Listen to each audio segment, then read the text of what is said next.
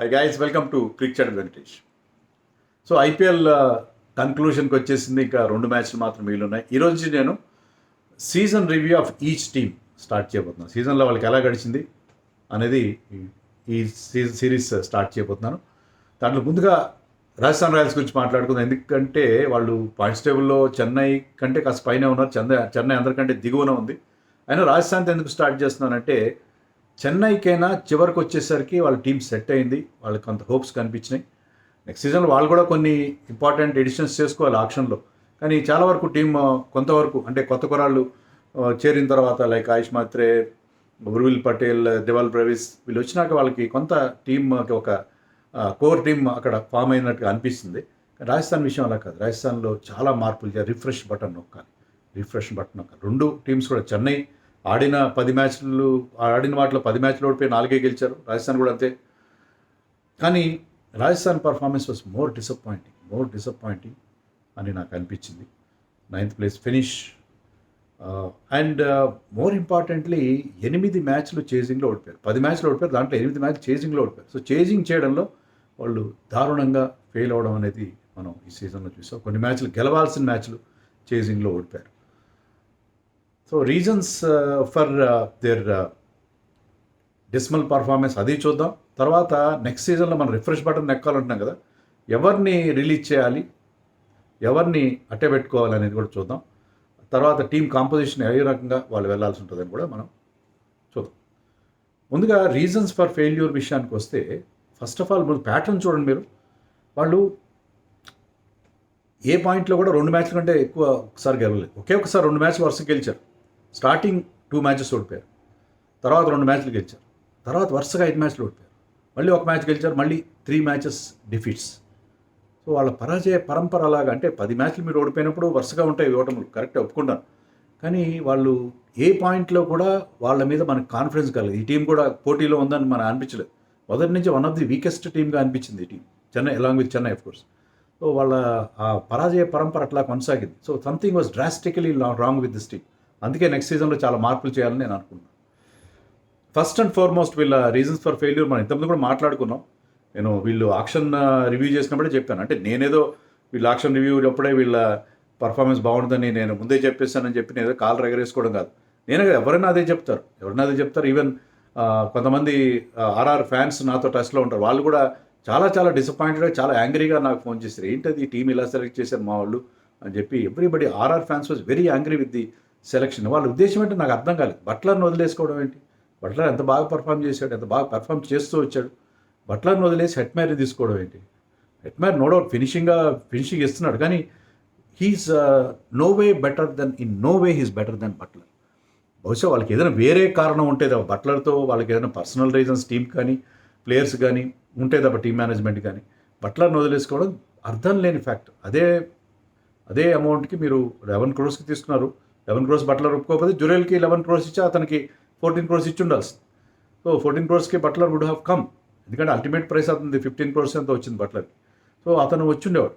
So బట్లర్ని వదిలేసుకోవడం, అలాగే Trent బోల్ట్ని వదిలేసుకోవడం, చహల్ని వదిలేసుకోవడం, జురేల్ని retain చేయడం, హెట్మైర్తో పాటు జురేల్ నో డౌట్ కీపర్స్కి డిమాండ్ ఉంటుంది, కానీ జురేల్కి 14 crores పెట్టడం అనేది చాలా ఎక్కువ అమౌంట్ కదా. సరే అదంతా అయిపోయింది.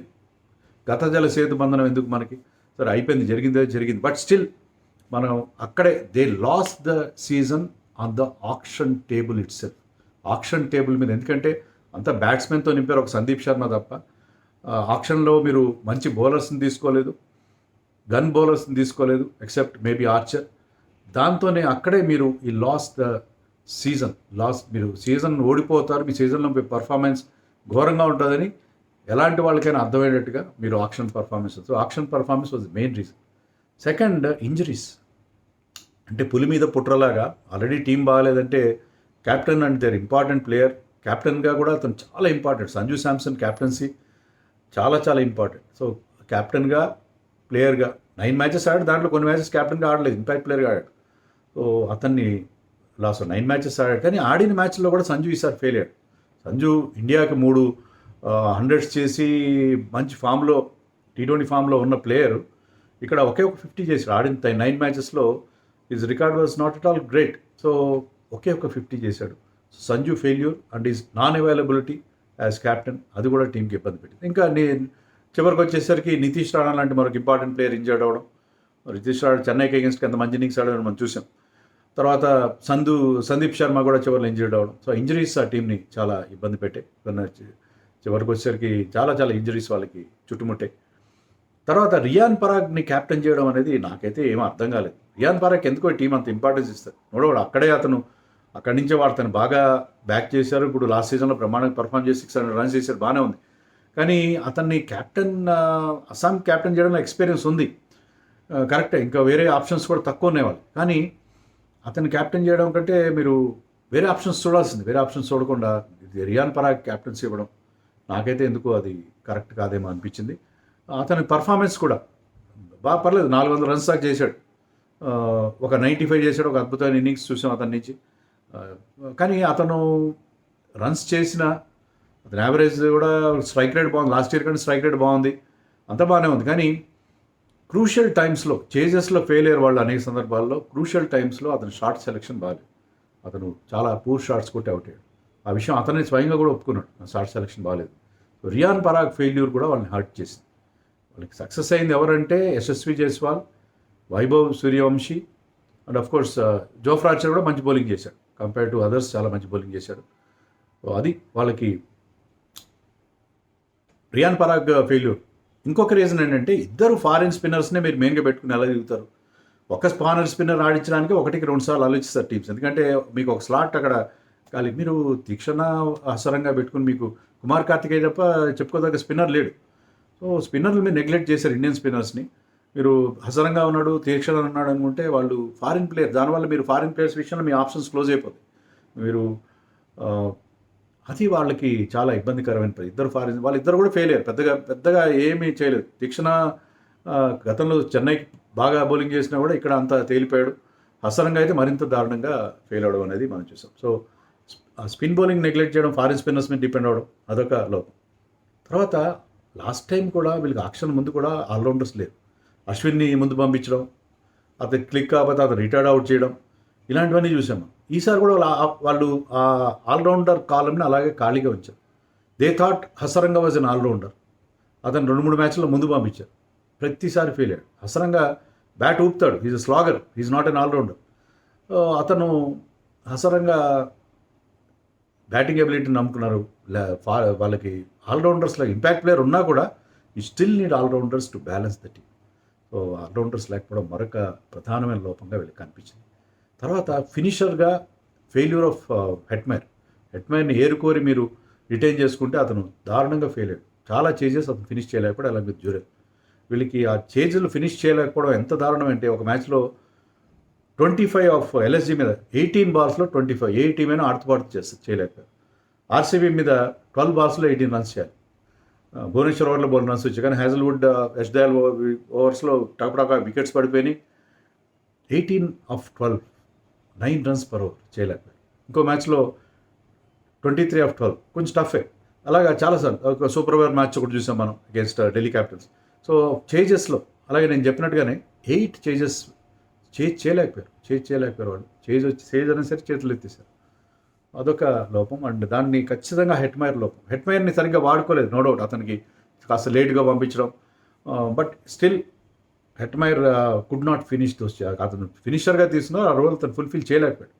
అండ్ జురెల్ కూడా కొంతవరకు, పరాగ్ కూడా కొంతవరకు ఆ చేంజెస్ని మీరు ఫినిష్ చేయలేకపోవడం అనేది వాళ్ళకి లోపం. ఇంకోటి ఏంటంటే బౌలింగ్లో ఎలాంటి పసలేదు. కొంతవరకు ఆర్చర్ మంచి బౌలింగ్ వేసాడు తప్ప ఎవరు సరైన బౌలింగ్ వేయలేదు. దానివల్ల ఏంటంటే వీళ్ళు లీస్ట్ వికెట్స్ 65 వికెట్స్ తీశారు అంతే మొత్తం సీజన్ మొత్తంలో. ఆడిన 14 మ్యాచ్లో 65 వికెట్లు మాత్రం తీశారు. So out of 140 wickets to be taken, they have taken 65 wickets.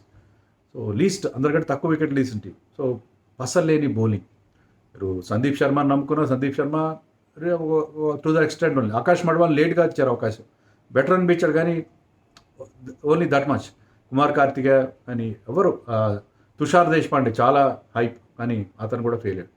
అందరూ వాళ్ళకి ఆ బౌలింగ్లో ఆ ఫెయిల్యూర్స్, సరైన బౌలర్స్ పిక్ చేయలేకపోవడం. అయితే నెక్స్ట్ సీజన్ విషయంలో మరీ అంత నైరాశ్యం అవసరం లేదు. మంచి యూత్ ఉంది వాళ్ళకి. మెయిన్ థింగ్ ఏంటంటే ఈ సీజన్లో అంటే ఏమంటారంటే కారు చీకట్ల నడుము కాంతి కిరణంలాగా వైభవ్ సూర్యవంశీ అదొక్కటే వాళ్ళు చేసిన ఒక స్మార్ట్ సెలెక్షన్. అతని మీద రిస్క్ తీసుకున్నారు. అతను కూడా లేట్గా ఆడిచ్చారు ఇన్ఫ్యాక్ట్. కానీ అతను వచ్చి రావడంతోనే ఒక బ్రెత్ ఆఫ్ ఫ్రెష్ ఎయిర్ తీసుకొచ్చాడు. అతను రావడంతో ఏంటంటే ఆ టీం బ్రహ్మాండంగా అతను పర్ఫార్మెన్స్ నెక్స్ట్ సీజన్లో అతను చాలా కీ ప్లేయర్ అవుతాడు. అలాగే with Yashasvi Jaiswal, Sanju Samson, Riyan Parag and Nitish Rana. So వీళ్ళందరూ ఒక 5 మంది ఇండియన్ ప్లేయర్స్, మంచి ప్లేయర్స్ ఉన్నారు వీళ్ళకి. సో నెక్స్ట్ సీజన్లో అంతా వాళ్ళు బాధపడాల్సిన, అలాగే విత్ అఫ్కోర్స్ జోఫ్రా ఆర్చర్ ఉన్నాడు. తర్వాత రువాండ్రే ప్రిటోరియస్ అని చాలా ఎక్సైటింగ్ ప్లేయర్. అతను చాలా చాలా ఎక్సైటింగ్ యంగ్స్టర్. అతను కూడా వాళ్ళు రీప్లేస్మెంట్గా తీసుకొచ్చారు. స్మార్ట్ పిక్, అది చాలా తెలివిగా పిక్ చేశారు. అతను ఉన్నాడు. తర్వాత నాన్రే బర్గర్, అతను ఒక సీజన్ ఆడాడు, వాళ్ళకి అంత గొప్పగా ఆడకపోయినా అందరికి పేస్ ఉంది. హెస్ గాట్ రా పేస్. సో వీళ్ళందరూ ఎంతమంది అయ్యారు? 4, 5, 8 మంది మంచి ప్లేయర్స్ మనకు అక్కడ కనిపిస్తున్నారు. కాబట్టి అంత వరి అవ్వాల్సిన అవసరం లేదు. మనకి జైస్వాల్కి వైస్ క్యాప్టెన్సీ ఇవ్వాలి. జైస్వాల్కి ఎక్స్పీరియన్స్ లేదు, ఓకే ఒప్పుకుంటా, కానీ ఈ లోపల ఎక్స్పీరియన్స్ వస్తే జైస్వాల్కి వైస్ క్యాప్టెన్సీ ఇవ్వాలి. అండ్ వాళ్ళు టీంని రీబిల్డ్ చేసుకోవాలి. ఎవరైనా రిలీజ్ చేయాలి? జురెల్ని రిలీజ్ చేస్తే 14 crores వస్తాయి. అది బైబ్యాక్ చేసుకోవచ్చు. Jurel is a good player, no doubt. కానీ జురెల్ రిలీజ్ చేస్తే మీకు చాలా పెద్ద అమౌంట్ 14 crores వస్తాయి. కొన్ని టీమ్స్కి, ముంబై ఇండియన్స్, కేకేఆర్ లాంటి టీమ్స్కి, వాళ్ళకి దే నీడ్ ఇండియన్ కీపర్, మంచి ఇండియన్ కీపర్ కోసం జురెల్ మినీ ఆక్షన్లో పెద్ద అమౌంట్కి వెళ్ళే అవకాశం ఉంది. సో జురెల్ విషయంలో క్వశ్చన్ మార్క్ ఉంటుంది, బట్ అతను రిలీజ్ చేస్తే మీకు పెద్ద అమౌంట్ వస్తుంది. జురెల్ని, హెట్మైర్ 11 crores తీసుకున్న హెట్మైర్ని, 6.5 crores తీసుకున్న తుషార్ దేశపాండేని, 2 crores ఫరూకీని, హసరంగా, తీక్షణ ఇద్దరు రిలీజ్ చేసినా పర్లేదు. అట్లీస్ట్ హసరంగా ఒకరిని రిలీజ్ చేస్తే మీకు వీళ్ళందరూ రిలీజ్ చేస్తే మీకు దాదాపు 40 crores ఫ్రీ అవుతుంది. 40 crores ఒక బిగ్ అమౌంట్. సో దాంట్లో మీరు ఒక ఫారిన్ ఆల్రౌండర్, ఇండియన్ ఆల్రౌండర్స్ ఎవరు మిగలలేదు. మనకి ఇండియన్ ఆల్రౌండర్స్ ఎవరు కూడా ఆక్షన్లో మిగిలిన పరిస్థితి మనకు కనబడలేదు. సంబడి లైక్ మైకేల్ బ్రేస్వెల్ లాంటి వాళ్ళని తీసుకోండి. ఎవరో ఫారిన్ ఆల్రౌండర్స్ ఉంటారు మనకి, వేరే లీగ్స్లో బాగా ఆడుతున్న వాళ్ళు ఎవరినైనా తీసుకోండి. మీరు ఫారిన్ ఆల్రౌండర్స్ కోసం వెళ్ళండి. మంచి గన్ ఫాస్ట్ బౌలర్స్ని తీసుకోండి, ఇండియన్ అయినా ఫారిన్ అయినా. మీరు అంతే తప్ప మీరు మేము బ్యాటింగ్లో మంచి ఇండియన్ కోర్ ఉంది, మంచి ఇండియన్ కోర్ ఉంది, ఇప్పటికే ఉంది. నేను చెప్పిన ఈవెన్ మరి ప్రిటోరియస్, రాణాతో కలిపి 3, 4 ఇండియన్ యంగ్స్టర్స్తో కలిపి మంచి కోర్ ఉంది. So you concentrate on bowling department. బౌలింగ్లో మంచి బౌలర్స్ని తీసుకొని మీరు నెక్స్ట్ సీజన్లో ఆక్షన్లో మీరు 40-45 crores తగ్గకుండా అమౌంట్, మీరు అలాగే ఎవరిని రిలీజ్ చేస్తారో నాకు తెలీదు, 40-45 crores పెట్టుకొని మీరు వెళ్ళండి. దురెల్ని వెళ్ళిపోయినా పర్వాలేదు, ఎందుకంటే వాళ్ళకి అక్కడ ఆల్రెడీ 6 players నేను చెప్పాను. రువాండ్రే ప్రిటోరియస్తో కలిపి జురెల్ని వదిలేసుకున్నా పర్లేదు. Rana is a good player.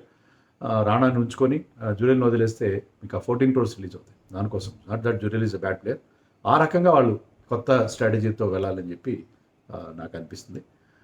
అప్పుడు I think next season will be good for them. ఈ సీజన్లో డెఫినెట్గా వెళ్ళి, బట్ నెక్స్ట్ సీజన్లో వాళ్ళు ఈ కోర్ని రీటైన్ చేసుకుంటూ వెళ్తే దే కెన్ డూ వెల్. మరి మీరేమనుకుంటున్నారో నాకు కామెంట్స్లో